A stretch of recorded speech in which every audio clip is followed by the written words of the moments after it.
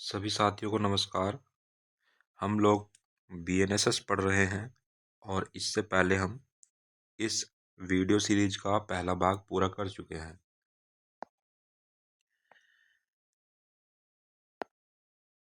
इससे पहले जो है हम सामान्य परिचय देख चुके हैं, जिसमें हमने कुछ महत्वपूर्ण तथ्यों की बात की थी और उसके अलावा चैप्टर नंबर 1 जो कि सेक्शन 1 से लेकर 6 तक आता है, 5 तक आता है, उसको हम पढ़ चुके हैं। ये इस वीडियो सीरीज का भाग 2 है और इसमें हम चैप्टर नंबर 2 को कवर करेंगे, जो कि सेक्शन 6 से लेकर 20 तक जाता है। ठीक है, चलिए शुरू करते हैं और आप इस वीडियो के माध्यम से अपना लेक्चर सुनते रहें, समझते रहें और अपना खुद का नोट्स भी बनाते रहें। चलिए हम इसको शुरू करते हैं।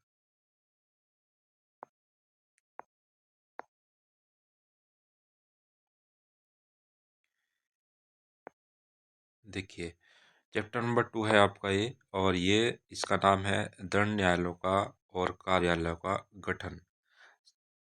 सेक्शन 6 से लेकर 20 तक है, ये आपको याद रखने का पड़ेगा। चैप्टर का नाम याद रखना पड़ेगा और चैप्टर नंबर भी याद रखना पड़ेगा। यहाँ से प्रश्न बनते हैं तो इसलिए ये इम्पोर्टेंट हो जाता है। इसके बाद हम चलते हैं सेक्शन 6 की तरफ।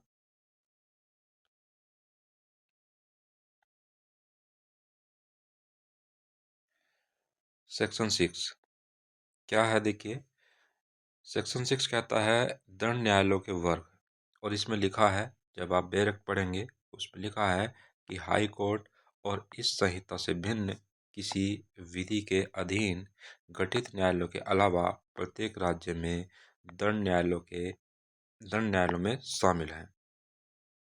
ठीक है, तो हाई कोर्ट के अलावा और इस संहिता से भिन्न यानी कि बीएनएसएस के अलावा जो भी अन्य विधि है, उस अन्य विधि के अधीन कोई भी दंड न्यायालय गठित किया गया है, उसके अलावा ये कहता है कि प्रत्येक राज्य में क्या होगा, सेशन या सत्र न्यायालय होगा। दूसरा होगा प्रथम वर्ग न्यायिक मजिस्ट्रेट होगा। तीसरा है द्वितीय वर्ग न्यायिक मजिस्ट्रेट होगा और चौथा है कार्यपालक मजिस्ट्रेट होगा। यानी कि सेक्शन 6 के तहत 4 प्रकार के न्यायालयों की बात की गई है। एक होगा सेशन कोर्ट होगा, प्रथम वर्ग मजिस्ट्रेट होगा, द्वितीय वर्ग मजिस्ट्रेट होगा और कार्यपालक मजिस्ट्रेट होगा। ठीक है, तो ये आपको बिल्कुल ध्यान रखना है। सेशन कोर्ट क्या होता है? देखिए, आप देखते हैं जैसे भी जिला न्यायालय होता है, जिले में सबसे बड़ा जो न्यायालय होता है उसमें लिखा होता है कि जिला एवं सत्र न्यायालय, और आगे उसमें जिले का नाम लिखा होता है, जो भी जिला वहाँ पर बना होता है। ठीक है, तो ये सत्र न्यायालय की बात हो रही है यहाँ पर, ये वाला। तो सेक्शन 6 के तहत सेशन न्यायालय होगा। सेशन न्यायालय को सत्र न्यायालय भी बोलते हैं, और इसको इंग्लिश का भी इसमें याद रखना होगा आपको, कोर्ट ऑफ सेशन।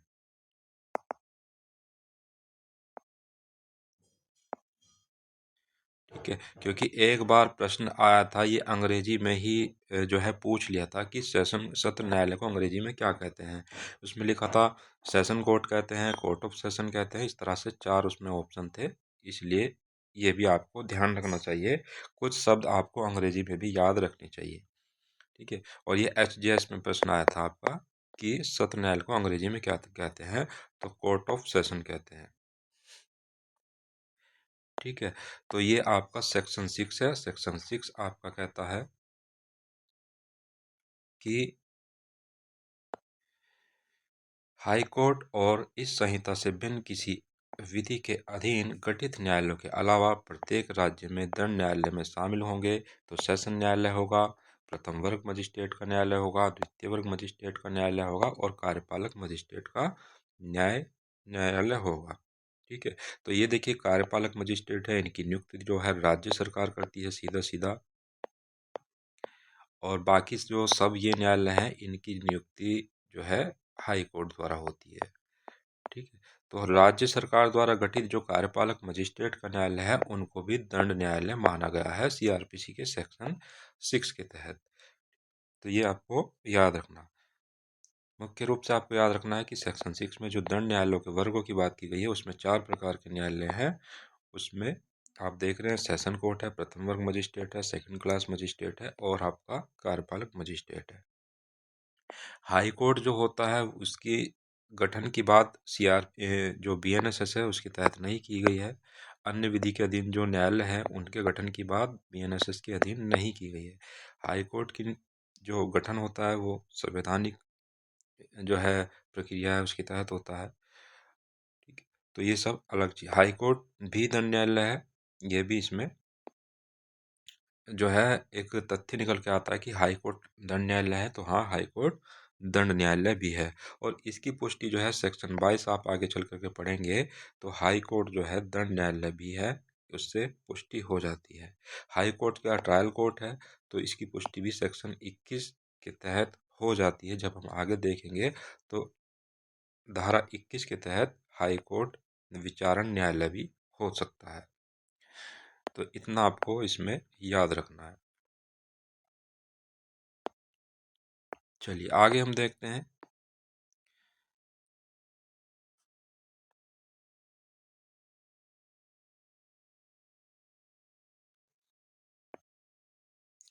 सेक्शन 7 की बात करते हैं तो ये प्रादेशिक खंड के बारे में बताता है, टेरिटोरियल डिवीज़न के बारे में बात करता है और इसमें जो है राज्य सरकार का ही ज़्यादा रोल होता है। वो क्या करता है,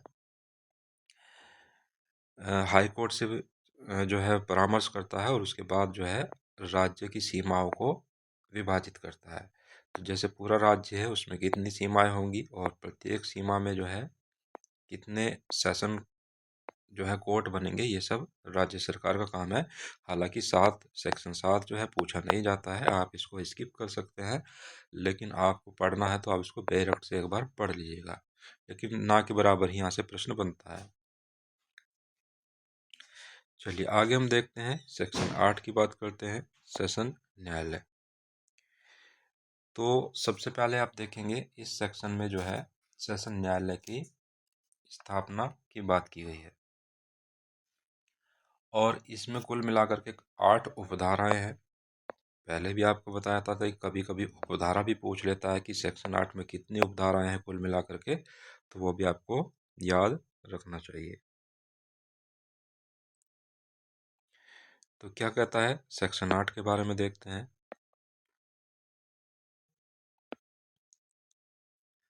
सेक्शन 8 सबसे पहले देखिए उपधारा 1, ये सेशन न्यायालय की स्थापना की बात करता है।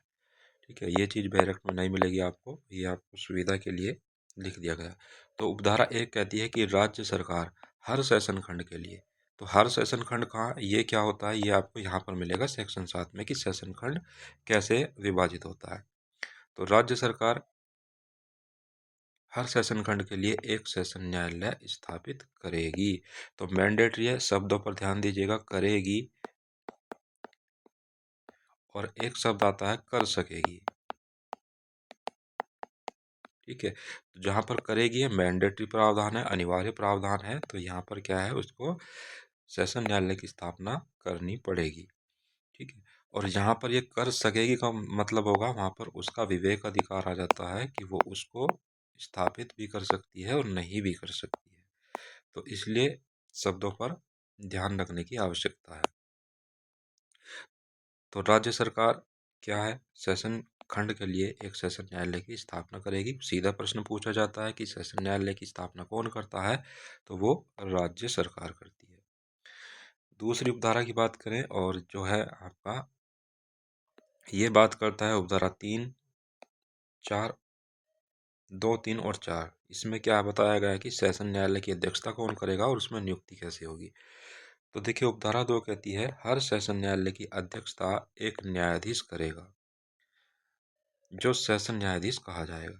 तो सेशन न्यायालय में क्या होगा, एक न्यायाधीश होगा जो सेशन न्यायाधीश कहा जाएगा। ठीक है, तो क्या कह रहा है कि हर सेशन न्यायालय की अध्यक्षता एक न्यायाधीश करेगा जो सेशन न्यायाधीश कहा जाएगा, जिसकी नियुक्ति उच्च न्यायालय द्वारा की जाएगी।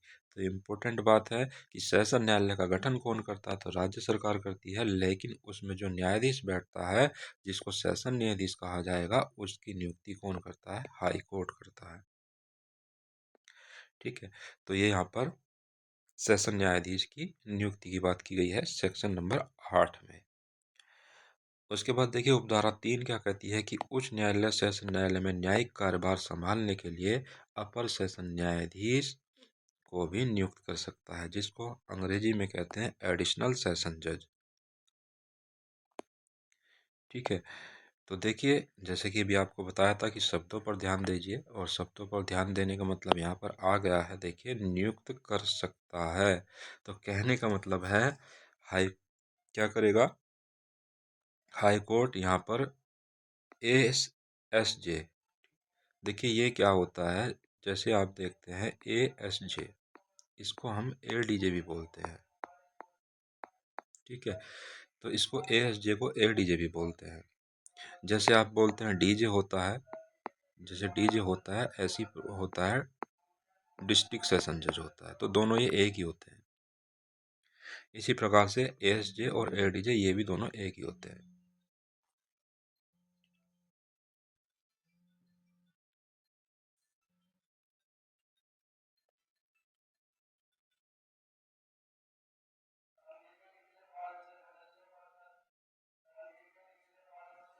चलिए, तो हम बात कर रहे थे उपधारा 3 की। उपधारा 3 में क्या कहा गया है कि उच्च न्यायालय सेशन न्यायालय में न्यायिक कार्यभार संभालने के लिए अपर सेशन न्यायाधीश भी यानी कि एडिशनल सेशन जज की नियुक्ति भी कर सकता है, और ये मोस्टली होता है जितने भी बड़े जिले होते हैं उसमें जो है ADJ के जिला जज के अलावा जो है ADJ भी होते हैं।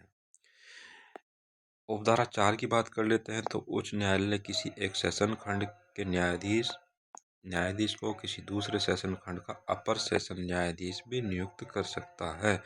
तो क्या कह रहा है कि उच्च न्यायालय को पावर दी गई है पूरी पूरी कि एक सेशन खंड के न्यायाधीश को दूसरे सेशन खंड का अपर सेशन न्यायाधीश भी नियुक्त कर सकता है। तो ये जो डीजे होता है या फिर डिस्ट्रिक्ट सेशन जज होता है, इसको क्या है दूसरे सेशन खंड का अपर सेशन न्यायाधीश भी नियुक्त कर सकता है, ये भी इसमें बताया गया है। इस स्थिति में वह न्यायाधीश दूसरे खंड में उच्च न्यायालय द्वारा निर्देशित स्थान पर मामलों का निपटारा करने के लिए बैठक कर सकता है। तो यहाँ पर हाई कोर्ट जो निर्देश करेगा कि मामलों का निपटारा कहाँ पर किया जाए, तो वो उस हिसाब से तय होगा।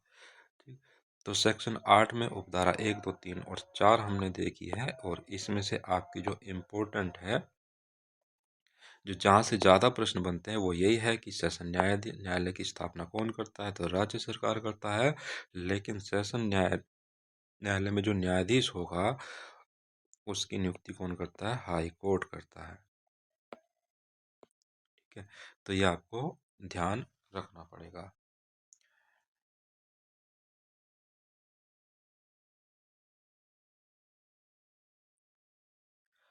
आगे हम देखते हैं, अभी हाल ही में जो है एक जो है केस आया है, 2025 का ही वो केस है, जिसमें जो है सेशन न्यायाधीश की नियुक्ति के प्रावधान के बारे में सुप्रीम कोर्ट ने जो है फैसला दिया है। उसका केस का नाम है, आपने देखा होगा, रजनीश के वी बनाम और के दीपा है, के दीपा 2025 का एक केस है। ठीक है, तो इसमें क्या कहा है कोर्ट ने कि जो सेशन न्यायाधीश है, जो सेशन न्यायाधीश है या फिर अपर सेशन न्यायाधीश है या फिर अपर सेशन न्यायाधीश है, इनकी जो नियुक्ति है वो अधिवक्ता के कोटे से भी की जा सकती है। ठीक है, तो सीधे अधिवक्ता को भी बनाया जा सकता है, और उसके लिए क्या है 7 वर्ष का उनको वकालत का अनुभव होना चाहिए। अगर कोई अधिवक्ता है जो है वकालत कर रहा है, मान लीजिए 3 वर्ष उसने वकालत की, उसके बाद वो जो है जज बन जाता है और 4 वर्ष उसने जो है जज के रूप में काम किया, तो टोटल मिलाकर के 7 साल का उसका अनुभव होगा, ये भी जो है उसके लिए वैध माना गया, उसको योग्य माना गया है कि उसको जो है 7 साल की प्रैक्टिस में ही काउंट किया जाएगा। तो ये इसमें केस में बात बताई गई है, हाल ही का निर्णय है ये, और 5 जजों की पीठ में 5-0 से इसमें निर्णय आया है। और फॉर्मर चीफ जस्टिस इसमें जो है बी आर गवई साहब ने अध्यक्षता की थी। तो ये सब चीज़ें भी आपको ध्यान रखनी चाहिए। ठीक है, तो इसमें ये भी ध्यान रखना पड़ेगा कि जो ये नियुक्ति की बात की गई है, इसमें 25% जो है अधिवक्ता यानी कि बार के कोटे से नियुक्ति के बारे में बात की गई है। सुप्रीम कोर्ट ने जो है इसमें अनुच्छेद 233 की व्याख्या की है, संविधान का अनुच्छेद 233 है, उसकी व्याख्या की है। और अनुच्छेद 233 जो है वो जिला न्यायालय में जिला न्यायाधीश यानी कि सेशन न्यायाधीश की नियुक्ति के बारे में बात करता है। ठीक है, लेकिन हम यहाँ पर पढ़ रहे हैं बीएनएसएस, यहाँ पर बीएनएसएस की ही बात करेंगे, वो आप देख लीजिएगा। तो बीएनएसएस के तहत जो है सेशन न्यायालय की अध्यक्षता एक न्यायाधीश करेगा, उसको सेशन न्यायाधीश कहा जाएगा, जिसकी नियुक्ति क्या करेगा, हाई कोर्ट करेगा। और हाई कोर्ट ही क्या कर सकता है, अपर सेशन न्यायाधीश की नियुक्त भी कर सकता है। चलिए आगे देखते हैं हम लोग।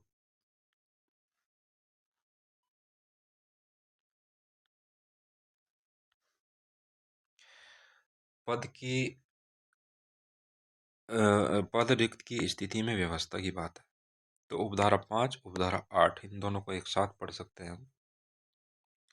तो कहा गया है उपधारा 5 में कि यदि सेशन न्यायाधीश का पद खाली हो जाता है, उदाहरण के लिए वह छुट्टी पर चला जाता है या पद रिक्त हो जाता है, ठीक है, तो उच्च न्यायालय अपर सेशन न्यायाधीश को, किसको, अपर सेशन न्यायाधीश को, या यदि अपर सेशन न्यायाधीश नहीं है तो मुख्य न्यायिक मजिस्ट्रेट को यानी कि चीफ जुडिशियल मजिस्ट्रेट, सीजेएम को उन सेशन न्यायालयों में लंबित या किए जाने वाले किसी भी तत्काल आवेदन का निपटारा करने की व्यवस्था करने के लिए अधिकृत कर सकता है।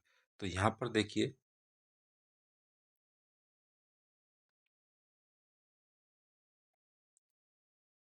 यहाँ पर फिर से उच्च न्यायालय को पावर आ गई है कि अगर सेशन न्यायाधीश का पद रिक्त है या फिर वो छुट्टी पर चला गया और उस न्यायालय में क्या है, मामले लंबित हैं, कुछ मामले लंबित हैं, या फिर कुछ ऐसे आवेदन हैं जो अर्जेंट है, आवेदन जो है तत्काल उन पर कार्रवाई होनी चाहिए, तो क्या कर सकता है उच्च न्यायालय, अपर सेशन न्यायाधीश को, या फिर अगर अपर सेशन न्यायाधीश भी नहीं है तो फिर यहाँ पर मुख्य न्यायिक मजिस्ट्रेट को मामले की सुनवाई के लिए जो है अधिकृत कर सकता है। इसी प्रकार उपधारा 8 कहती है कि सेशन न्यायाधीश की अनुपस्थिति या कार्य करने की असमर्थता की स्थिति में वह स्वयं ही अपर सेशन न्यायाधीश को या अपर सेशन न्यायाधीश की अनुपस्थिति में मुख्य न्यायिक मजिस्ट्रेट को किसी भी तत्काल आवेदन के निपटारे के लिए व्यवस्था कर सकता है। तो दोनों में लगभग सेम ही बात है, बस यहाँ पर जो है न्यायाधीश पद खाली की बात की गई है और यहाँ पर सेशन न्यायाधीश की अनुपस्थिति की बात की गई है या फिर कार्य करने में असमर्थता की बात की गई है। दोनों ही स्थिति में जो है उच्च न्यायालय किसको दे सकता है पावर कि मामलों का निपटारा करिए, तो अपर सेशन न्यायाधीश को दे सकता है या फिर मुख्य न्यायिक मजिस्ट्रेट को दे सकता है। चलिए आगे देखते हैं हम लोग। उपधारा 6,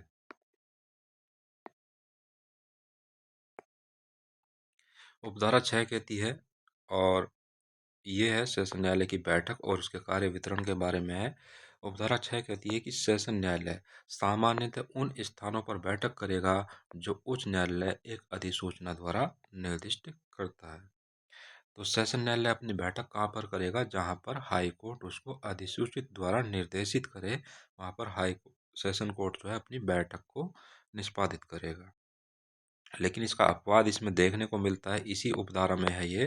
क्या कहता है कि यदि किसी विशेष मामले में न्यायालय को लगता है कि किसी अन्य स्थान पर बैठक करने से पक्षों और गवाहों को अधिक सुविधा सुविधा होगी, तो वह अभियोजन और अभियुक्त की सहमति से उस स्थान पर सुनवाई कर सकता है या किसी गवाह की परीक्षा कर सकता है। तो इसमें ध्यान देने वाली बात है, यहाँ पर प्रोसिक्यूशन यानी कि अभियोजन पक्ष की भी सहमति लेनी होगी और यहाँ पर एक्यूज्ड यानी कि अभियुक्त की सहमति भी लेनी होगी।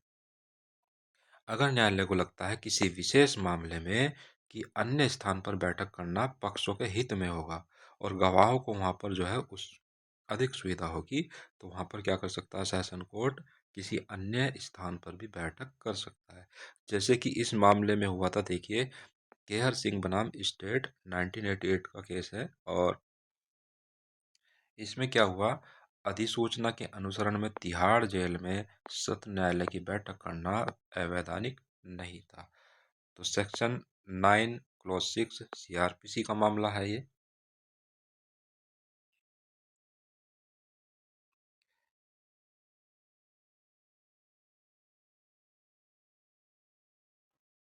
ठीक है, तो इसमें क्या हुआ था केस में, ये दरअसल जो है इंदिरा गांधी की हत्या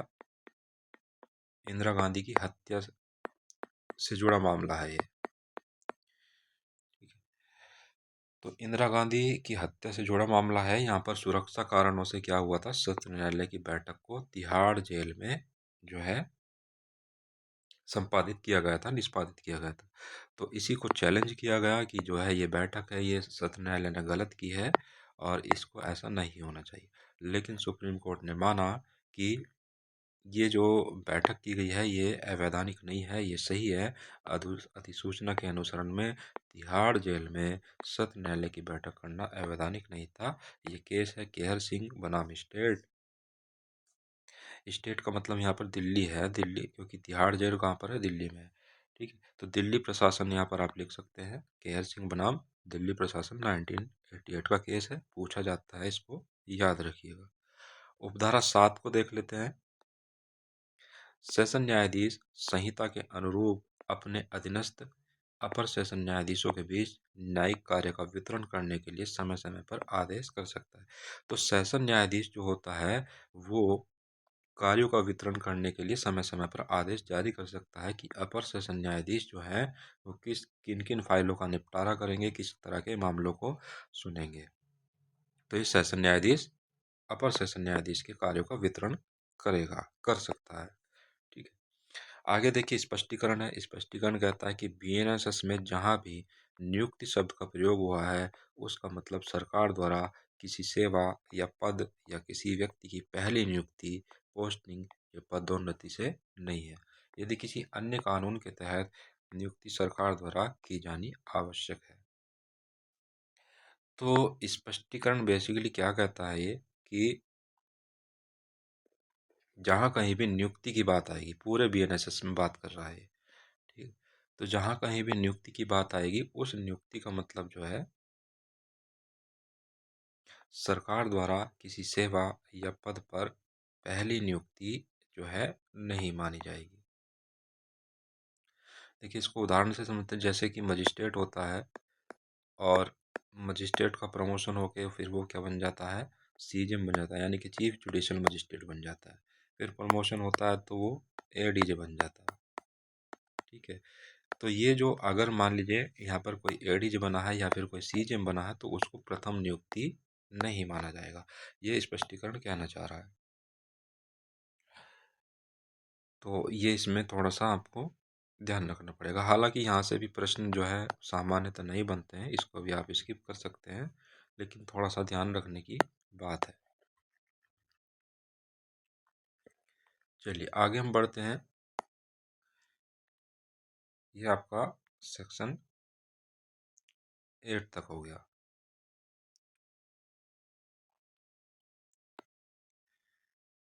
चलिए सेक्शन 9 देख लेते हैं। सेक्शन 9,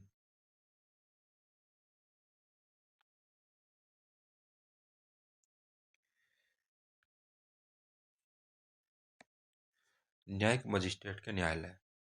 तो न्यायिक मजिस्ट्रेट के न्यायालय क्या है, प्रथम वर्ग और द्वितीय वर्ग के न्यायिक मजिस्ट्रेट के न्यायालयों की स्थापना राज्य सरकार उस न्यायालय के परामर्श से करेगी। देखिए फिर से शब्द आया करेगी, तो मतलब क्या कहा यहाँ पर, आवश्यक है। कौन करेगा, राज्य सरकार करेगी। किसके परामर्श से, उच्च न्यायालय के परामर्श से। किसकी स्थापना करेगी? तो प्रथम वर्ग न्यायिक मजिस्ट्रेट और द्वितीय वर्ग न्यायिक मजिस्ट्रेट की स्थापना करेगी। ठीक है, कौन करेगी? राज्य सरकार करेगी। चलिए आगे हम देखते हैं परंतुक। और परंतुक में क्या है? राज्य सरकार उच्च न्यायालय से परामर्श से किसी विशेष स्थानीय क्षेत्र के लिए एक या अधिक विशेष न्यायिक मजिस्ट्रेट भी स्थापित कर सकती है। तो यहाँ पर राज्य सरकार जो है,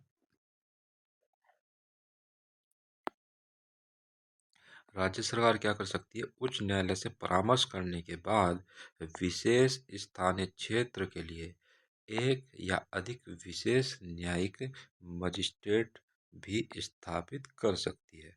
ठीक, तो यहाँ पर क्या है? विशेष स्थानीय क्षेत्र में एक या अधिक विशेष न्यायिक मजिस्ट्रेट के न्यायालय भी स्थापित कर सकती है। कौन?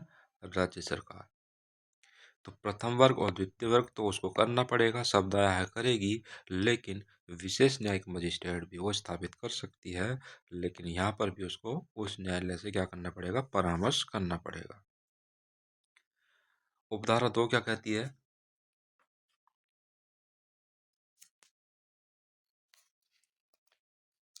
उपधारा 2 कहती है कि इन मजिस्ट्रेट न्यायालयों में अध्यक्षता करने वाले अधिकारियों यानी कि न्यायाधीश या मजिस्ट्रेटों की नियुक्ति उच्च न्यायालय द्वारा की जाएगी। तो यहाँ पर देखिए, यहाँ पर इम्पोर्टेंट है, ये आपसे प्रश्न पूछा भी जाता है कि जो प्रथम वर्ग न्यायिक मजिस्ट्रेट का न्यायालय होता है या फिर जो द्वितीय वर्ग न्यायिक मजिस्ट्रेट का न्यायालय होता है, उसमें जो न्यायाधीश होगा उसकी नियुक्ति कौन करेगा? तो हाई कोर्ट करेगा। तो यहाँ पर आपको ये ध्यान रखना पड़ेगा। तीसरा पॉइंट देखिए, उच्च न्यायालय एक सिविल जज को उसके सिविल काम के साथ साथ आपराधिक मामले सुनने के लिए न्यायिक मजिस्ट्रेट यानी कि प्रथम वर्ग और द्वितीय वर्ग की अतिरिक्त शक्ति प्रदान कर सकता है। तो हाई कोर्ट जो है एक सिविल जज को उसके सिविल काम के साथ साथ आपराधिक मुकदमे सुनने के लिए जो है क्या कर सकता है? अतिरिक्त शक्ति प्रदान कर सकता है। तो देखिए, जो लोग प्रैक्टिस करते होंगे वो जानते होंगे जो सिविल कोर्ट होते हैं उनमें जो है आपराधिक मामले भी सुने जाते हैं। ठीक है, तो यहाँ पर ये इसी धारा का संदर्भ है, इसी उपधारा का संदर्भ है कि एक सिविल जज को आपराधिक मामले सुनने की अतिरिक्त शक्ति भी हाई कोर्ट दे सकता है। जो प्रथम वर्ग की शक्ति दे सकता है या फिर द्वितीय वर्ग की शक्ति दे सकता है। अब देखिए, यहाँ पर एक सामान्य बात यह है कि जो नियुक्ति होती है, जैसे आप देखते हैं सिविल जज की भर्ती आती है, तो यहाँ पर सिविल जज की भर्ती आती है और सिविल जज जो है न्यायिक मजिस्ट्रेट नहीं है। ठीक है, वो क्या है? सिविल जज है, एक नागरिक मजिस्ट्रेट, नागरिक न्यायाधीश है वो। तो सिविल जज की भर्ती होती है और सिविल जज को ही जो है मजिस्ट्रेट की पावर दे दी जाती है। मजिस्ट्रेट और जो है जज में अंतर होता है, मजिस्ट्रेट अलग होता है, जज अलग होता है। भर्ती जो होती है वो किसकी होती है? जजों की भर्ती होती है। तो किसकी होती है? सिविल जजों की भर्ती होती है। अब यहाँ पर जो जज होते हैं इनको सामान्यतः दंड देने का अधिकार नहीं होता है, जो जज होते हैं। मजिस्ट्रेट को क्या होता है? दंड देने का अधिकार होता है। ठीक है, तो यहाँ पर जो जज होते हैं इनको क्या होता है? जुर्माना लगाने का अधिकार होता है।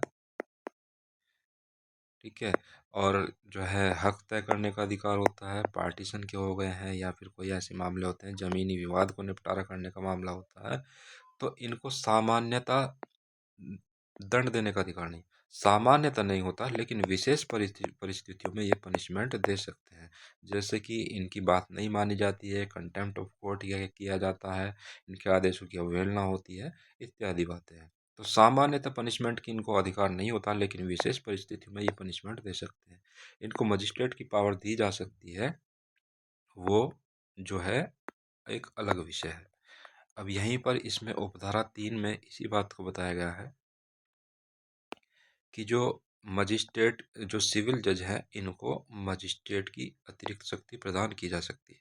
और जब इनको मजिस्ट्रेट के अतिरिक्त जो है शक्ति प्रदान की जाती है तो इनको सजा देने का राइट भी हो जाता है, मतलब ये किसी को कारावास की सजा दे सकते हैं। तो इसमें ये एक थोड़ा सा अंतर है, बाकी तो गहनता से आप पढ़ेंगे उसको आगे चल के तो बाकी चीज़ें क्लियर हो जाएंगी। चलिए आगे हम चलते हैं धारा 10 की तरफ। धारा 10 मुख्य न्यायिक मजिस्ट्रेट और अपर मुख्य न्यायिक मजिस्ट्रेट आदि। उपधारा 1 कहती है उच्च न्यायालय प्रत्येक जिले में प्रथम वर्ग के न्यायिक मजिस्ट्रेट में से मुख्य न्यायिक मजिस्ट्रेट के रूप में नियुक्त करेगा। तो यहाँ पर देखिए करेगा शब्द आया है, तो यहाँ पर क्या है, उच्च न्यायालय हाई कोर्ट जिले में जो फर्स्ट क्लास जुडिशियल मजिस्ट्रेट होगा उसको मुख्य न्यायिक मजिस्ट्रेट यानी कि सीजीएम बनाएगा।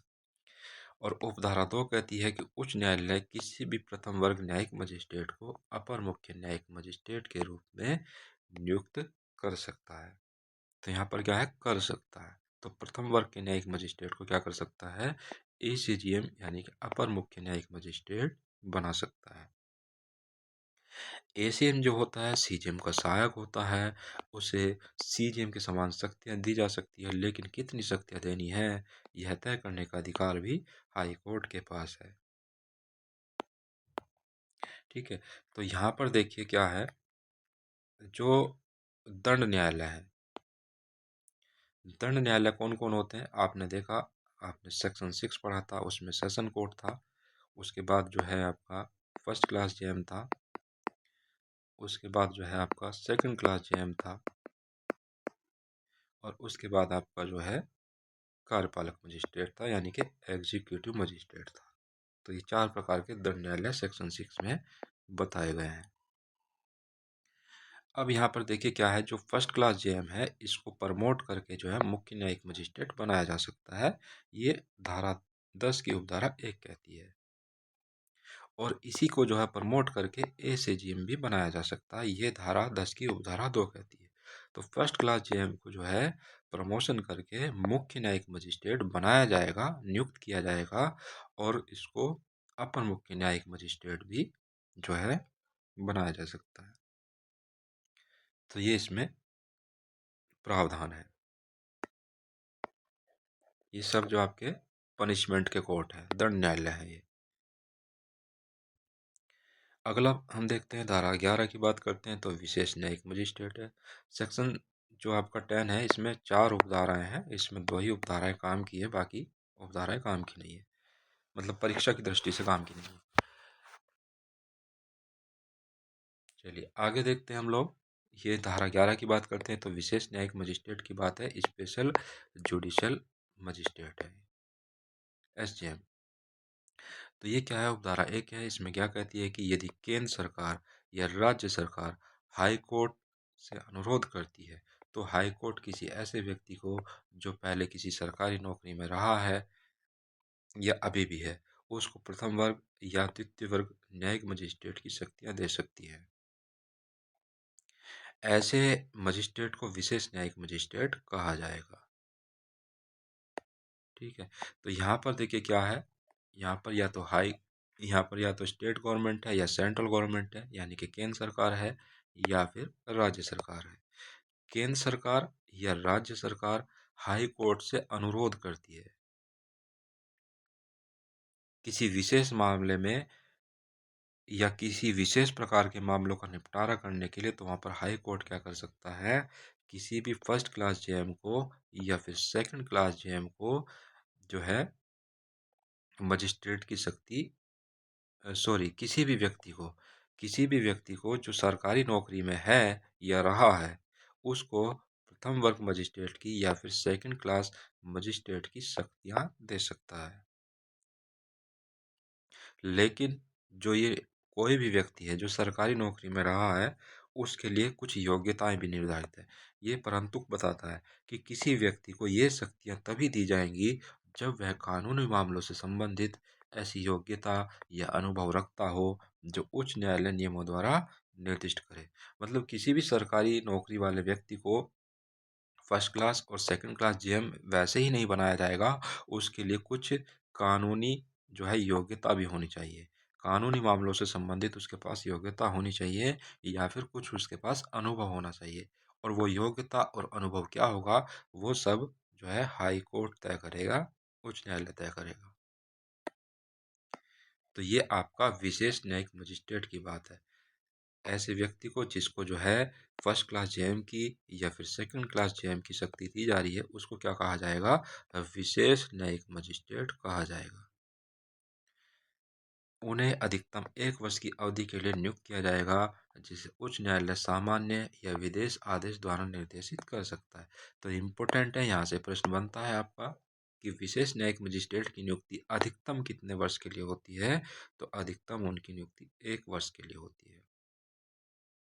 ठीक है, तो अधिकतम है, ये जो है अधिकतम है, इसको ध्यान रखिएगा। 1 माह के लिए भी हो सकता है, जो है 2 माह के लिए हो सकता है, 6 माह के लिए हो सकता है, 3 माह के लिए हो सकता है, 9 माह के लिए हो सकता है।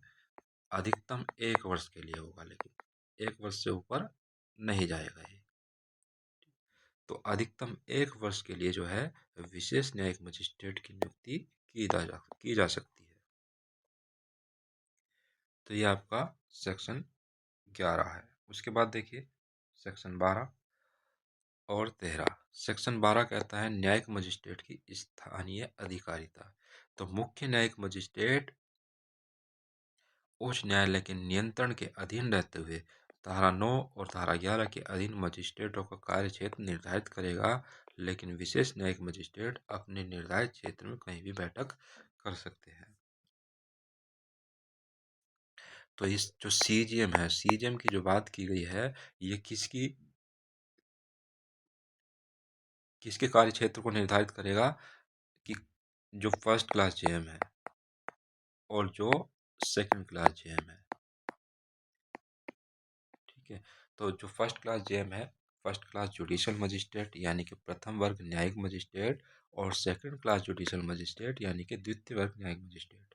सीजीएम जो होगा इनके कार्य क्षेत्र को निर्धारित करेगा कि ये कहाँ पर कार्य करेंगे, कहाँ पर बैठेंगे। लेकिन जो विशेष न्यायिक मजिस्ट्रेट है, अपने निर्धारित क्षेत्र में कहीं भी बैठक वो कर सकता है। जो विशेष न्यायिक मजिस्ट्रेट सेक्शन 11 के तहत क्लोज 2 में है। लेकिन 11 में ही जो फर्स्ट क्लोज में है, उसके कार्य क्षेत्र का निर्धारण कौन करेगा, सीजीएम करेगा। सेक्शन 13 की बात कर लेते हैं, न्यायिक मजिस्ट्रेट का अधीनस्थ होना। तो प्रत्येक मुख्य न्यायिक मजिस्ट्रेट सेशन न्यायाधीश के अधीनस्थ होगा।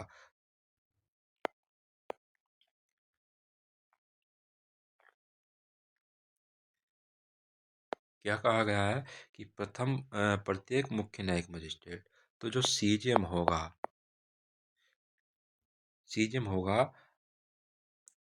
सेशन न्यायाधीश के अधीनस्थ होगा। तो ये किसके होगा, सेशन न्यायाधीश के अधीनस्थ होगा। यहाँ पर सेशन जज, तो ये क्या होगा, सेशन न्यायाधीश के अधीनस्थ होगा। और प्रत्येक अन्य न्यायिक मजिस्ट्रेट सेशन न्यायालय के साधारण नियंत्रण के अधीन रहते हुए। तो अन्य न्यायिक मजिस्ट्रेट कौन है, यहाँ पर फर्स्ट क्लास जेएम आ जाता है, सेकंड क्लास जेएम आ जाता है। तो ये क्या है, सेशन जज के साधारण नियंत्रण में रहते हुए क्या होंगे, मुख्य न्यायिक मजिस्ट्रेट के अधीनस्थ होंगे। ठीक है, तो ये दोनों जो है फर्स्ट क्लास जेएम और सेकंड क्लास जेएम क्या है, ये सेशन जज के साधारण नियंत्रण में रहेंगे, लेकिन विशेष नियंत्रण में किसके रहेंगे, सीजीएम के नियंत्रण में रहेंगे, उसके अधीनस्थ रहेंगे। साधारण नियंत्रण के अधीन रहते हुए किसके, सीजीएम के अधीनस्थ रहेंगे। और सीजीएम किसके अधीनस्थ रहेगा, वो सेशन जज के अधीनस्थ रहेगा। क्लोज टू कहता है कि मुख्य न्यायिक मजिस्ट्रेट अधीनस्थ न्यायिक मजिस्ट्रेट के कार्यों का वितरण के विषय में नियम बना सकता है या विशेष आदेश दे सकता है। तो जो सीजीएम है, ये फर्स्ट क्लास जेएम और सेकंड क्लास जेएम के कार्यों के वितरण के लिए नियम बना सकता है। तो नियम बना सकता है ये, या फिर विशेष आदेश दे सकता है कि आप इस तरह के मामलों का निपटारा करेंगे। चलिए आगे हम देखते हैं सेक्शन 14 कार्यपालक मजिस्ट्रेट। तो कार्यपालक मजिस्ट्रेट जो है ये भी दंड न्यायालय है, आपने देखा था सेक्शन 6 में। और कार्यपालक मजिस्ट्रेट की नियुक्ति कौन करती है? राज्य सरकार करेगी। तो कार्यपालक मजिस्ट्रेट को होते हैं डीएम होते हैं और एसडीएम होते हैं। तो ये कौन होते हैं? डीएम एसडीएम होते हैं। तो ये कार्यपालक मजिस्ट्रेट होते हैं। और सेक्शन 14 में सीधा सीधा पूछा जाता है कि कार्यपालक मजिस्ट्रेट की नियुक्ति कौन करता है? तो राज्य सरकार करती है। उसके बाद देखिए धारा 15 का है विशेष कार्यपालक मजिस्ट्रेट। तो राज्य सरकार कार्यपालक मजिस्ट्रेट को या पुलिस अधीक्षक यानी कि एसपी से निम्न किसी पुलिस अधिकारी को इतनी अवधि के लिए जितना राज्य सरकार उचित समझे विशेष कार्यपालक मजिस्ट्रेट नियुक्त कर सकेगी। तो देखिए इसको आपको ध्यान देना होगा कि जो एक विशेष न्यायिक मजिस्ट्रेट था और ये विशेष कार्यपालक मजिस्ट्रेट है ना। तो विशेष न्यायिक मजिस्ट्रेट की नियुक्ति 1 वर्ष तक के लिए होती है अधिकतम। यहाँ पर जो विशेष कार्यपालक मजिस्ट्रेट की नियुक्ति हो रही है उसकी अवधि के बारे में नहीं बताया गया है। कितनी अवधि के लिए? जितना राज्य सरकार उचित समझे। और किसको बनाया जा सकता है विशेष कार्यपालक मजिस्ट्रेट? तो किसी भी कार्यपालक मजिस्ट्रेट को या फिर किसी भी एसपी रैंक के अधिकारी को। एसपी रैंक से ऊपर भले हो लेकिन एसपी रैंक से नीचे का पुलिस अधिकारी नहीं होना चाहिए। तो किसी भी ऐसे पुलिस अधिकारी को जो एसपी रैंक का है या एसपी रैंक से ऊपर का है, एसपी रैंक से नीचे का वो नहीं होना चाहिए, उसको विशेष कार्यपालक मजिस्ट्रेट राज्य सरकार नियुक्त कर सकेगी, बना सकेगी। धारा 16 में कार्यपालक मजिस्ट्रेट की अधीनस्थ स्थानीय अधिकारिता की बात की गई है। और धारा 17 में कार्यपालक मजिस्ट्रेटों का अधीनस्थ होना की बात की गई है। तो इनको ये सामान्यतः नहीं पूछे जाते हैं, आप जो है इनको पढ़ लीजिएगा एक बार फिर भी। इसमें डीएम की भूमिका ज़्यादा होती है, जिला मजिस्ट्रेट की भूमिका ज़्यादा होती है। चलिए आगे देखते हैं हम। धारा 18 लोक अभियोजक पब्लिक प्रोसिक्यूटर।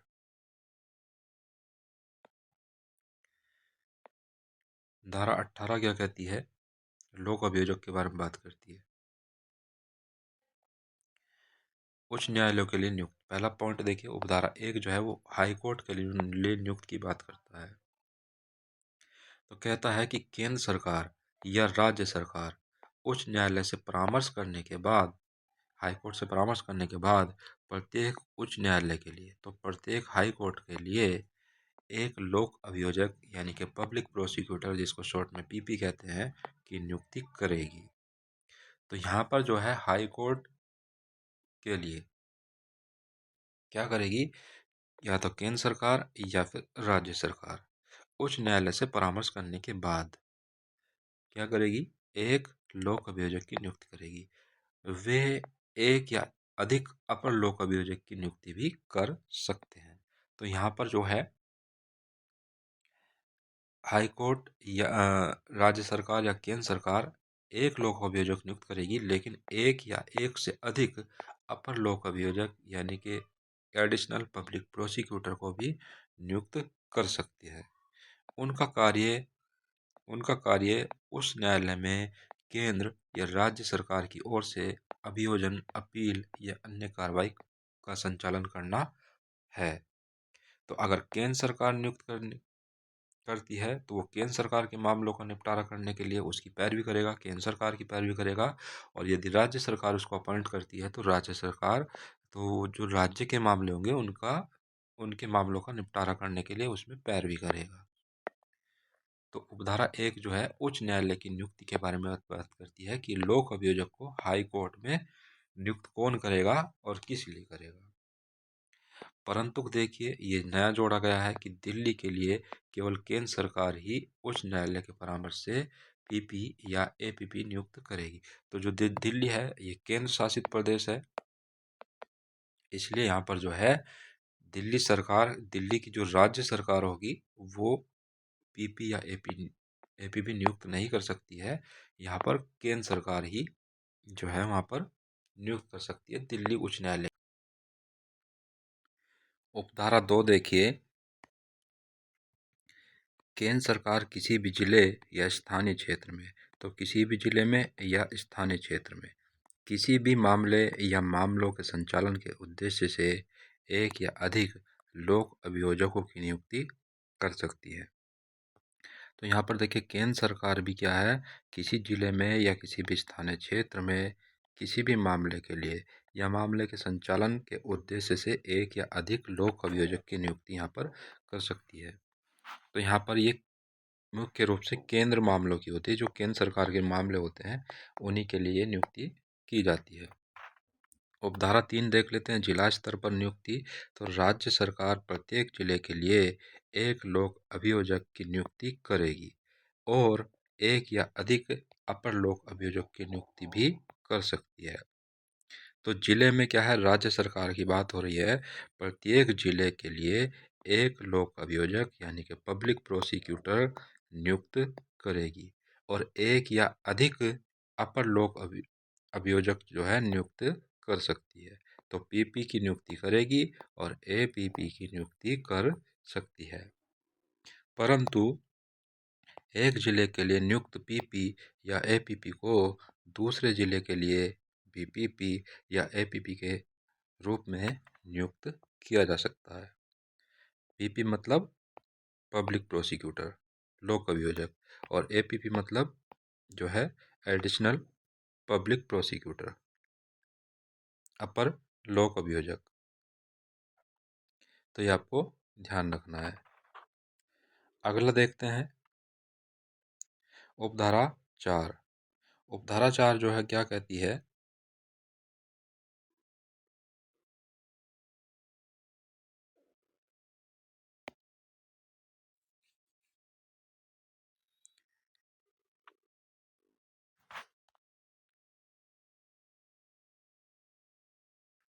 उपधारा देखिए, उपधारा 4 क्या कहती है कि लोक अभियोजक या अपर लोक अभियोजक की नियुक्ति डीएम द्वारा सेशन न्यायाधीश के परामर्श से तैयार किए गए पैनल से की जाएगी। ठीक है, तो यहाँ पर देखिए, जो यहाँ पर उसकी बात हो रही है, किसकी, एपीपी की बात हो रही है या पीपी की बात हो रही है। तो यहाँ पर क्या है, उपधारा 4 क्या कहती है, उपधारा 4 कहती है कि लोक अभियोजक या फिर अपर लोक अभियोजक की नियुक्ति जो है किस में से की जाएगी, तो ऐसे पैनल में से की जाएगी जो डीएम द्वारा तैयार किया गया है सेशन न्यायाधीश के परामर्श से। तो डीएम द्वारा एक पैनल को बनाया जाएगा, पैनल तैयार किया जाएगा सेशन न्यायाधीश के परामर्श से, और उस पैनल में से ही जो है लोक अभियोजक या फिर अपर लोक अभियोजक की नियुक्ति की जाएगी। उपधारा 5 क्या कहती है, उपधारा 5 कहती है कि राज्य सरकार किसी व्यक्ति को लोक अभियोजक या अपर लोक अभियोजक नियुक्त नहीं करेगी यदि उसका नाम डीएम द्वारा तैयार किए गए पैनल में ना हो। तो यदि किसी व्यक्ति का नाम डीएम द्वारा यानी कि जिला मजिस्ट्रेट द्वारा तैयार किए गए पैनल में नहीं है, तो ऐसे व्यक्ति को राज्य सरकार लोक अभियोजक या फिर अपर लोक अभियोजक उसको नियुक्त नहीं करेगी। उपधारा 5 ये कहती है। अगला बिंदु देखते हैं हम इसमें, लोक अभियोजक में ही 18 ही चल रही है अभी हमारी। तो उपधारा 6, उपधारा 6 क्या कहती है कि यदि अभियोजन अधिकारियों का कोई नियमित काडर नियमित काडर मतलब प्रशिक्षित समूह को बोलते है, तो राज्य सरकार उनमें से लोक अभियोजक या अपर लोक अभियोजक नियुक्त कर सकती है, भले ही उसका नाम डीएम के पैनल में ना हो। तो डीएम जो तैयार कर रहा था उपधारा 4 में एक पैनल तैयार कर रहा था, भले उस पैनल में किसी व्यक्ति का नाम ना हो, लेकिन अभियोजन अधिकारियों का कोई नियमित काडर है, कोई ऐसा प्रशिक्षित समूह है, तो राज्य सरकार उनमें से भी लोक अभियोजक या अपर लोक अभियोजक नियुक्त कर सकती है। ठीक है, तो ये अभियोजन अधिकारियों का कोई नियमित काडर है, कोई ऐसा उसने जो है प्रशिक्षित समूह बना रखा है, प्रशिक्षित ग्रुप बना रखा है। आगे देखते हैं उपधारा 7। यहाँ से आपका प्रश्न बन जाता है योग्यता के बारे में बात करता है कि कोई व्यक्ति लोक अभियोजक या अपर लोक अभियोजक की नियुक्ति का पात्र तभी होगा जब उसने कम से कम 7 वर्ष का अधिवक्ता का अनुभव कर रखा हो। तो लोक अभियोजक और अपर लोक अभियोजक की जो नियुक्ति की जाएगी उसके लिए जो योग्यता रखी गई है कम से कम 7 वर्ष का उसको वकालत का यानी कि अधिवक्ता का अनुभव उसको होना चाहिए, तभी वो जो है पीपी या फिर एपीपी बन सकता है। आगे देखिए उपधारा 8 सीधा सीधा पूछा जाता है, विशेष लोक अभियोजक के बारे में है। तो केंद्र सरकार या राज्य सरकार किसी मामले या किसी वर्ग के मामलों के लिए किसी ऐसे व्यक्ति को विशेष लोक अभियोजक नियुक्त कर सकती है जिसे कम से कम 10 वर्ष का अधिवक्ता का अनुभव रहा हो, परंतु न्यायालय पीड़ित पक्ष को अभियोजन की सहायता के लिए अपनी पसंद का अधिवक्ता रखने का अनुमति दे सकती है। तो यहाँ पर देखिए परंतु भी जोड़ा गया है। उपधारा 8 आपकी सीधी सीधी पूछी भी जाती है।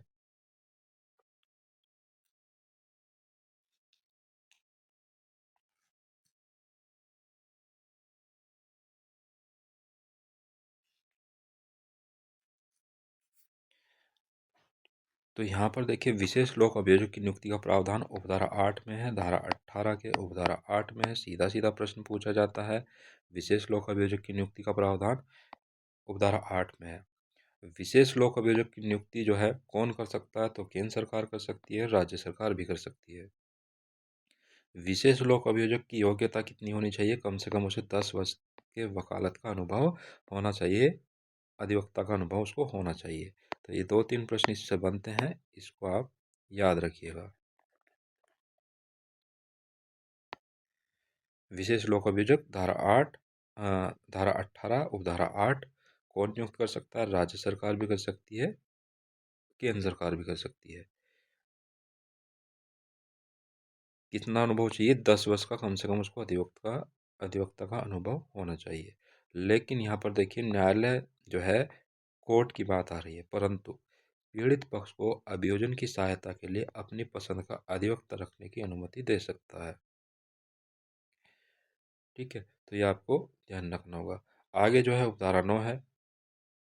उपधारा 9 क्या कहती है, सामान्यतः प्रश्न यहाँ से नहीं बनता, फिर भी देख लेते हैं क्या है।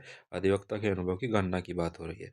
तो उपधारा 9 जो है उपधारा 7 या 8 के प्रयोजन के लिए, तो उपधारा 7 और 8 के प्रयोजन के लिए किसी व्यक्ति की अभ्यास की अवधि की गणना करते समय वह अवधि भी शामिल मानी जाएगी जिसके दौरान उसने लोक अभियोजक, अपर लोक अभियोजक, सहायक लोक अभियोजक या अन्य प्रोसिक्यूटिंग अधिकारी के रूप में सेवा की हो, चाहे वह सेवा बीएनएसएस के शुरू होने के से पहले की हो या बाद की हो।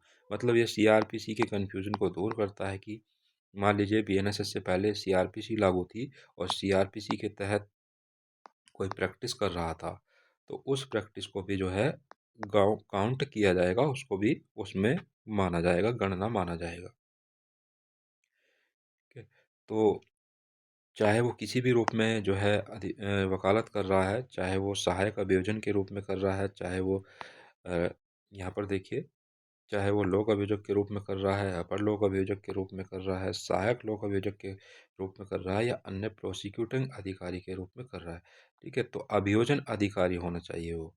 प्रोसिक्यूटर मतलब अभियोजन अधिकारी, तो अभियोजन अधिकारी के रूप में चाहे वो वकालत कर रहा है या किया है।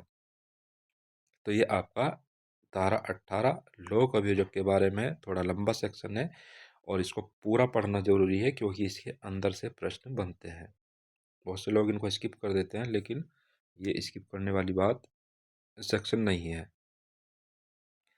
उसके बाद देखिए सेक्शन 18 में लोक अभियोजक की बात की गई है और सेक्शन 19 में जो है सहायक लोक अभियोजक की बात की गई है। तो ये है आपका एपीओ। जैसे कि आप एग्ज़ाम देते हैं और भर्ती निकलती है, तो ये वही है एपीओ, सहायक लोक अभियोजक। तो यहाँ पर देखिए उपधारा 1 क्या कहती है, राज्य सरकार प्रत्येक जिले में मजिस्ट्रेट के न्यायालय में अभियोजन का संचालन हेतु एक या अधिक सहायक लोक अभियोजक नियुक्त करेगी। तो यहाँ पर क्या है, जो मजिस्ट्रेट के न्यायालय होते हैं, अब मजिस्ट्रेट के न्यायालय को होते हैं कौन से होते हैं, फर्स्ट क्लास जेएम होता है, सेकंड क्लास जेएम होता है, ठीक है, सीजेएम होता है और अन्य होते हैं। तो यहाँ पर उन मामलों में, उन कोर्ट में जो मजिस्ट्रेट के न्यायालय है, अभियोजन का संचालन करने के लिए एक या अधिक सहायक लोक अभियोजक नियुक्त करेगी। ठीक है, तो अभियोजन का संचालन करने के लिए, अभियोजन क्या है? अभियोजन क्या होता है? जैसे कोई मुकदमा दर्ज हुआ, मुकदमा दर्ज करने से लेकर के उसके आगे तक की कार्रवाई, उसकी अभियुक्त की दोष सिद्धि तक की कार्रवाई, भले वो दोष सिद्ध ना हो बाद में, तो दोष सिद्धि तक की कार्रवाई को जो है अभियोजन कहा जाता है। ठीक है, तो ये सरकार की तरफ से पैरवी करते हैं और ये दोष सिद्धि के लिए काम करते हैं, अभियुक्त की दोष सिद्धि के लिए काम करते हैं।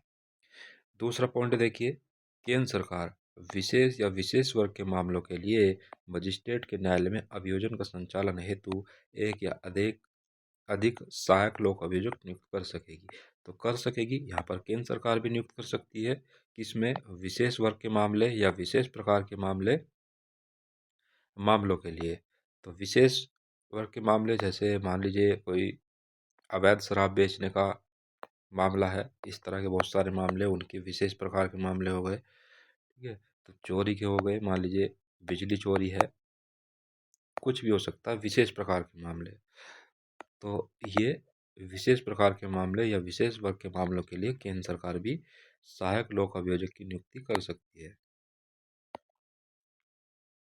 जैसे आप देख रहे हैं सीबीआई, एपीओ की भर्ती अभी वर्तमान में निकली हुई है या निकलती रहती है, और केंद्रीय जांच एजेंसी होती है उनमें एपीओ की भर्ती निकलती रहती है, रेलवे में निकलती है। ठीक है, रेलवे में एपीओ की भर्ती निकलती है, वो सब केंद्र सरकार करती है। विशेष प्रकार के मामले हो गए वो, रेलवे के मामले, विशेष वर्ग के मामले। चलिए आगे देखते हैं उपधारा 3। उपधारा 3 क्या कहती है?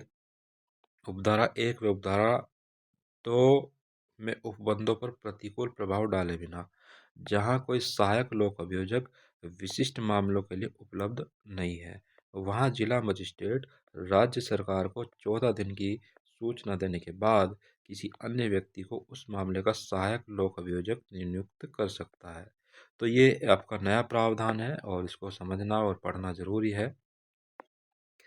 तो यहाँ पर देखिए क्या है कि यदि किसी मामले के लिए सहायक लोक अभियोजक उपलब्ध नहीं है, सहायक लोक अभियोजक विशिष्ट मामलों के लिए उपलब्ध नहीं है, तो वहाँ पर क्या है, जिला मजिस्ट्रेट भी जो है सहायक लोक अभियोजक को नियुक्त कर सकता है। लेकिन उसके लिए क्या करना पड़ेगा? उसको राज्य सरकार को 14 दिन पहले क्या करना पड़ेगा? सूचना देनी पड़ेगी। ठीक है, भले ही उपधारा 1 में कोई भी बात लिखी हो, भले ही उपधारा 2 में कोई भी बात लिखी हुई हो, लेकिन यदि किसी विशेष प्रकार के मामलों के लिए अ, क्या कहते हैं, सहायक लोक अभियोजक उपलब्ध नहीं है, वहाँ पर नहीं है, तो वहाँ पर जिला मजिस्ट्रेट भी क्या कर सकता है?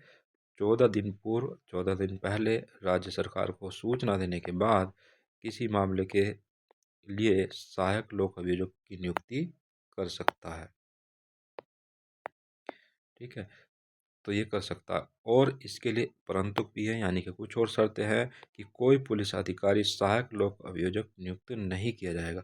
तो ये जो डीएम है, जिला मजिस्ट्रेट है, सहायक लोक अभियोजक की नियुक्ति करने की बात है, अगर नियुक्त कर रहा है तो ऐसे पुलिस अधिकारी को सहायक लोक अभियोजक वो नियुक्त नहीं करेगा यदि उसने उस मामले के अन्वेषण में कोई भाग लिया है जिसके बारे में अभियुक्त किया जा रहा है, या ये अभियुक्त नहीं, यहाँ पर अभियोजन होगा शायद। ठीक है, अभियोजन या अभियोग होगा, जो भी मामला चल रहा है, या यदि वह निरीक्षक की पंक्ति से नीचे का है। ठीक है, तो यहाँ पर जो ये कहना चाह रहा है कि जो अगर डीएम किसी पुलिस अधिकारी को सहायक लोक अभियोजक नियुक्त कर रहा है, तो वो ऐसे पुलिस अधिकारी को जो है सहायक लोक अभियोजक नियुक्त नहीं करेगा जिसने उस अपराध के अन्वेषण में कोई भाग लिया।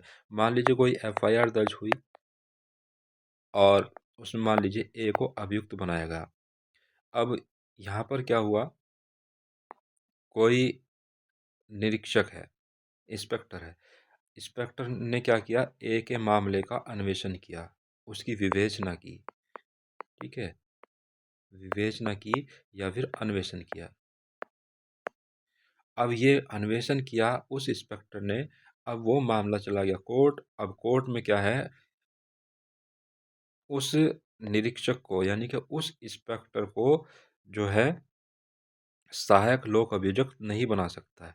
किसके मामले में, ए के मामले में। जो ए का मुकदमा कोर्ट में गया है और कोर्ट में जाने के बाद जो है सहायक लोक अभियोजक उपलब्ध नहीं है और डीएम को क्या करना पड़ रहा है, कोई सहायक लोक अभियोजक नियुक्त करना पड़ रहा है, तो वहाँ पर वो ऐसे पुलिस अधिकारी को जो है सहायक लोक अभियोजक नहीं बनाएगा जिसने ए का अन्वेषण किया है।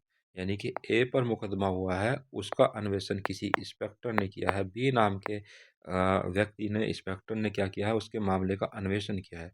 तो ए के मामले के लिए उसको सहायक लोक अभियोजक नहीं बनाया जा सकता है।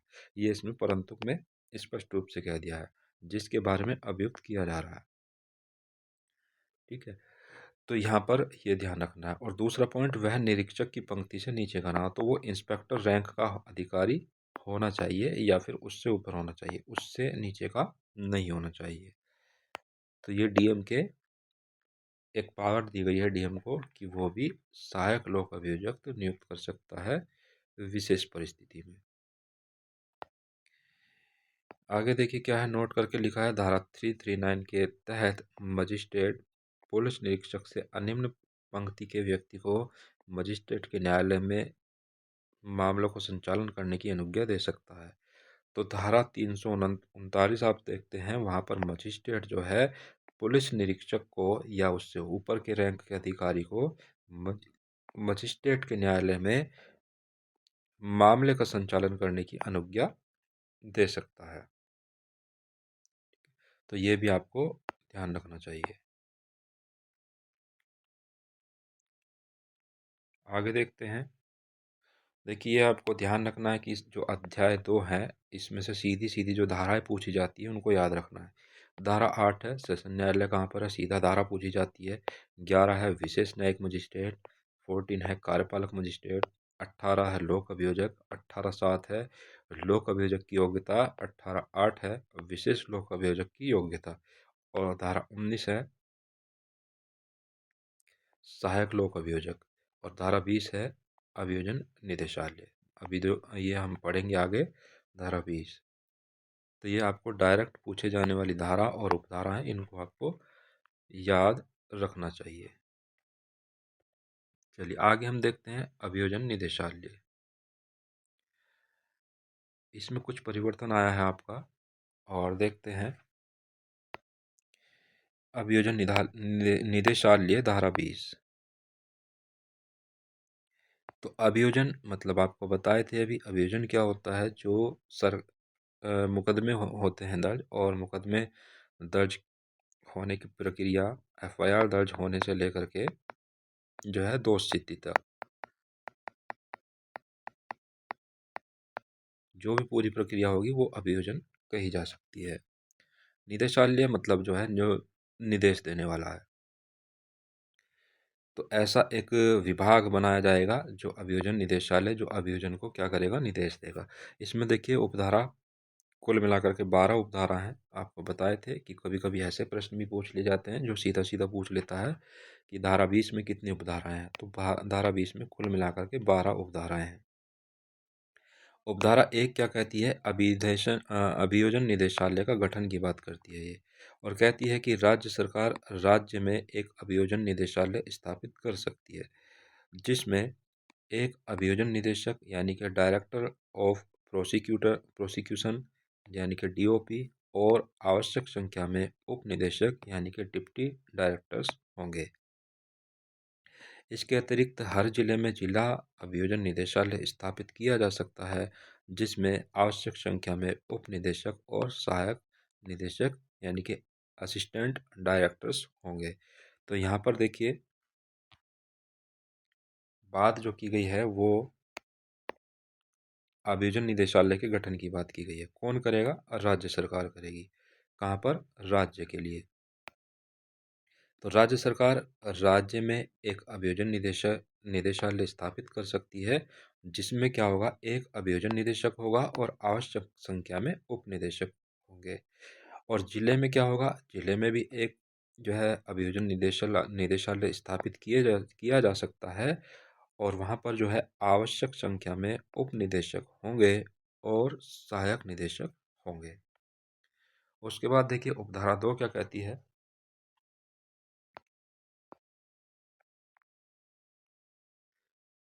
उपधारा 2 कहती है कि अभियोजन निदेशकों की योग्यता। तो अभियोजन निदेशक और उप निदेशक की नियुक्ति के लिए व्यक्ति को कम से कम 15 वर्ष तक का अधिवक्ता का अनुभव हो, या फिर वो सेशन न्यायाधीश हो या रह चुका हो। ठीक है। तो अभियोजन जो निदेशक होते हैं, जिसमें आपका अभियोजन निदेशक और उप निदेशक की बात की गई है, उसकी नियुक्ति के लिए क्या होना चाहिए, कम से कम 15 वर्ष का उसको अधिवक्ता का अनुभव होना चाहिए, या फिर वो सेशन न्यायाधीश हो, या फिर वो रह चुका हो। यह आपका इम्पोर्टेंट है, यहाँ से प्रश्न बन सकता है, ध्यान रखिएगा। सहायक उप निदेशक की नियुक्ति के लिए क्या होना चाहिए, कम से कम 7 वर्ष तक के अधिवक्ता का अनुभव होना चाहिए, या फिर वह प्रथम वर्ग का मजिस्ट्रेट रह चुका हो। तो क्या होना चाहिए, या तो 7 वर्ष तक का उसको अनुभव होना चाहिए, या फिर वो फर्स्ट क्लास जेएम रह चुका हो। उपधारा 3 की बात करते हैं, यहाँ से प्रश्न पूछा जाता है, तो इसको भी ध्यान रखिएगा। प्रशासनिक नियंत्रण, ये क्या कहता है कि अभियोजन निदेशालय का मुखिया अभियोजन निदेशक होगा, जो राज्य के गृह विभाग के प्रशासनिक नियंत्रण के अधीन कार्य करेगा। ठीक है। तो ये क्या आता है, जो अभियोजन निदेशालय है उसका मुखिया कौन होगा, अभियोजन निदेशक होगा।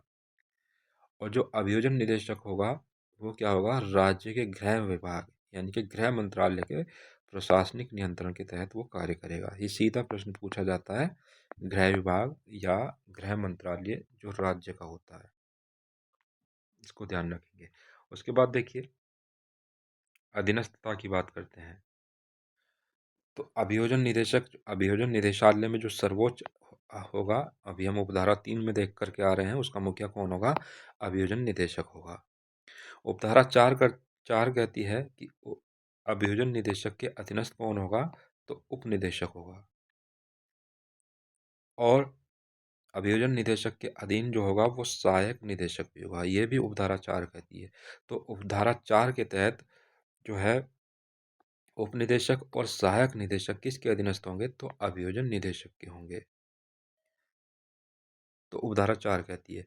उसके बाद उपधारा 5 जो कहती है कि ये धारा 5 कहती है कि धारा 8(1) और धारा 18(1) और धारा 18(8) के तहत उच्च न्यायालय में मामलों के लिए अधीनस्थता की बात करती है। तो हाई कोर्ट में जो मामले का संचालन करते हैं, चाहे वो लोक अभियोजक हो, अपर लोक अभियोजक हो, या फिर विशेष लोक अभियोजक हो, जो 18(1) या फिर 18(8) के तहत उच्च न्यायालय के लिए नियुक्त किए गए हैं, वो किसके सीधे सीधे अधीनस्थ होंगे, तो वो सीधे सीधे अभियोजन निदेशक के अधीनस्थ होंगे। तो ये उपधारा 5 कहती है। उसके बाद जो है जिले के लिए उपधारा 6 कहती है कि 19(1) के तहत जिला न्यायालयों के मामलों की नियुक्ति के लिए, चाहे वो लोक अभियोजक हो, चाहे वो सहायक लोक अभियोजक हो, तो वो किसके अधीनस्थ होंगे,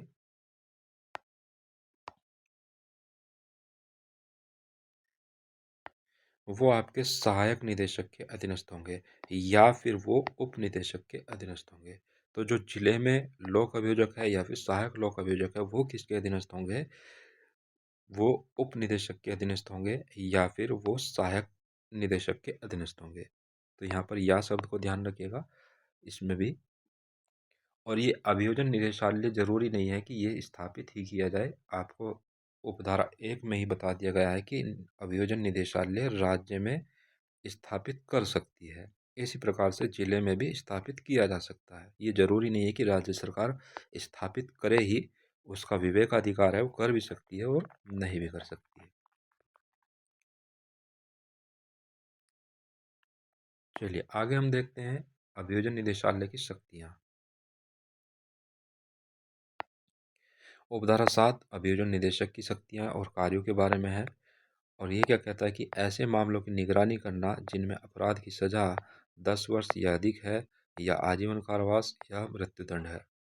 तो जो अभियोजन निदेशक है ऐसे मामलों की निगरानी करेगा जिनमें अपराध की सज़ा या तो 10 वर्ष है या उससे अधिक है, या आजीवन कारावास है या मृत्युदंड है। और अभियोजन निदेशक का जो कार्य होगा वो कार्रवाई को त्वरित करना, यानी कि उसको तेज करना, और अपील दायर करने की राय देना, ये अभियोजन निदेशक का कार्य होगा। कैसे मामलों में? जो 10 वर्ष या उससे अधिक के मामले हैं, या फिर आजीवन कारावास के मामले हैं, या फिर मृत्युदंड के मामले हैं। उपधारा 8 कहती है उप निदेशक के बारे में। उप निदेशक की कार्य और शक्तियां हैं। तो अभियोजन उप निदेशक जो होगा वो ऐसे मामलों का शीघ्र निपटारा सुनिश्चित करने के लिए जांच और निगरानी करना जिनमें 7 वर्ष या अधिक है लेकिन 10 वर्ष से कम है। ठीक है, तो यहाँ पर क्या है, तो अभियोजन उप निदेशक जो होगा वो ऐसे मामलों का शीघ्र निपटारा करने के लिए कार्य करेगा, उनकी जांच करने का कार्य करेगा, या उनकी निगरानी निगरानी करने का कार्य करेगा जिनमें 7 वर्ष तक की सज़ा का प्रावधान है, या फिर 7 वर्ष से अधिक की सज़ा का प्रावधान है लेकिन 10 वर्ष से कम की सज़ा का प्रावधान है। इसके अलावा उसका जो काम का होगा वो पुलिस रिपोर्ट की जांच करना होगा, और उसका जो काम होगा वो कार्रवाई को त्वरित करना, यानी कि शीघ्र संचालित करना, और अपील दायर करने के लिए राय देना होगा। इसके बाद देखिए सहायक उपनिदेशक है उपधारा 9 में, और ये क्या कहता है, उन मामलों की निगरानी करना जिनमें अपराध की सज़ा 7 वर्ष से कम है। तो ऐसे मामलों की निगरानी कौन करेगा जिनमें 7 वर्ष से कम की सज़ा का प्रावधान है? तो सहायक उपनिदेशक करेगा। ठीक है, ये आपके कार्य और शक्तियां हैं।